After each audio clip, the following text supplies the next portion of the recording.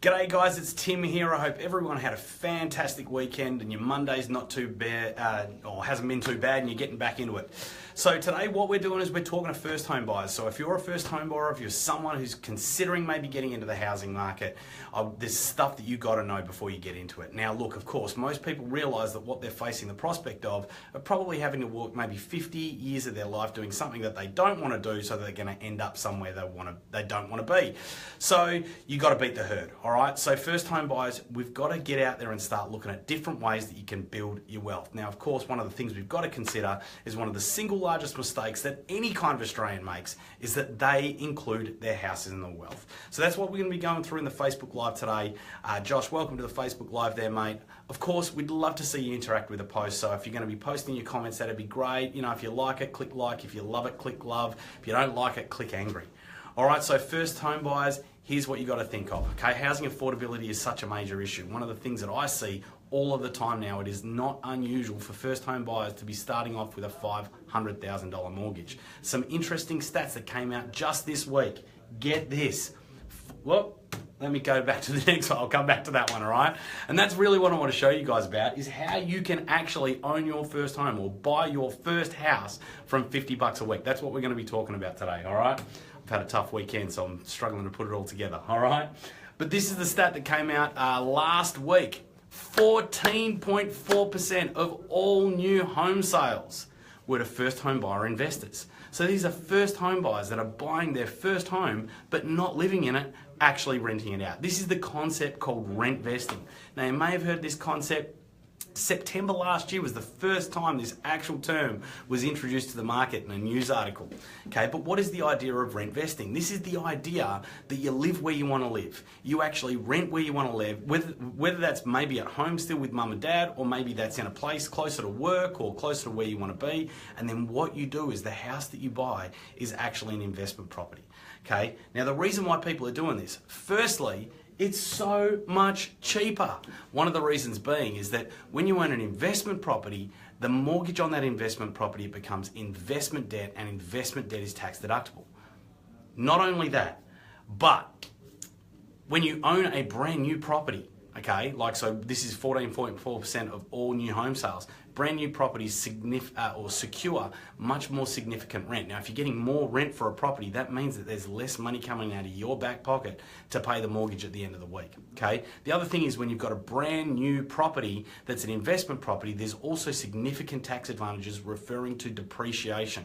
So a brand new house, just like a brand new car, depreciates the most in the first years, and of course that depreciation is the tax deduction, which means if you're getting that money back from the government, and of course you don't have to wait till the end of the year of it, you can actually get it back every single week, then that means that the money coming out of your back pocket is significantly less as well. Now, of course, if you've also got a brand new property, then of course there's no maintenance costs, okay? So once again, this is a much cheaper way of owning a home.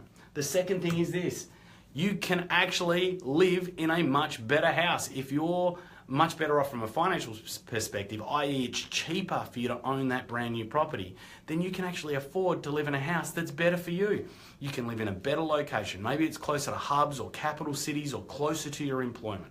And the other thing is this, is you can afford to actually live in a much better quality of property, a new property, an apartment, something that's maybe more suited to your needs as a first home buyer, okay? The third thing is this, man, this is so much smarter, so much smarter. Now, of course, this flies in the face of what most people are taught about investing in property, but who cares about what most people are taught about investing in property? Most people fail when it comes to property investment. 75% of investors only ever own one, and it's primarily based on the fact that the fundamentals that most people are taught about property investment are just completely flawed. So the first thing is this. Say, for example, we're comparing that you may be buying an apartment because that's in your budget, it's in the location, and you're going to live in that. Okay, and a house is a much better investment compared to something along the lines of an apartment. Not only that, one of the things that most people don't realize, because of this myth that if you want to invest in property, you've got to be investing 10Ks from the city, it's rubbish, guys. The affordability belt, in actual fact, the areas that are further out are the areas that actually secure higher levels of growth over the long term, okay? And then thirdly, typically what most high growth suburbs are the areas that you don't think that they are. So personally, I grew up in an area called Gosnells. If you're from WA, you'll be familiar with that area. This is one of those areas that's considered not one of the nicest areas in Perth, right? The areas that actually grow the most are the areas where you don't want to live, okay? Areas in WA like Balga, Aurelia, Kwinana, Langford, those kinds of areas. Of course, if you're one of our Melbourne clients and you're listening in from Melbourne, those kind of areas are the same kinds of areas that grow the most in Melbourne as well. So the areas that have things like higher unemployment, lower education, lower income, okay? So they're the areas that are actually going to work out as being a far better investment. Now, what does this mean? It means that for many of our clients, we actually sat down with a client just the other day. We showed them how they could buy a brand new investment property that's going to produce some outstanding performance over the next 10 to 15 years, and it was going to cost them, wait, $12 a week. 12 bucks a week. Okay, who can't afford to own an investment property if it's going to cost 12 bucks a week? Now, of course, the question then starts to be, well, if it's 12 bucks a week, why have one? Why not have 10? Okay, now, of course, that's how you build your wealth, by owning a large amount of assets. Of course, you've got to be able to service it in a way. You've got to be able to design a strategy that's going to give you lots and lots of room for interest rate movements, tenants not being in, all those kinds of things, but that's easy to plan for. Okay, the majority of our clients, when we actually sit down with first home buyers, it is plain to see that they are far better off actually becoming a rent investor or a first home buyer investor. And in fact, for most of our clients, it costs 50 bucks a week to own a home, okay? Housing affordability, really? Is it that unaffordable? Is 50 bucks a week that unaffordable for you? So this is something that you're going to need to consider. Now, of course, we're doing a quick Facebook Live, you know, what are we talking, 5 or 7 minutes or something along those lines. But if you're someone that is actually looking at buying their first home right now, man, it is worthwhile sitting down and running through the figures and seeing whether this is actually a much smarter, much cheaper, and much better option of you. Of course, if you want to find out how this relates to us, then, you know, get onto the website. I'll probably stick a link in the post or something along those lines, so you can get in contact with us, have a chat with one of our team and see what your options are.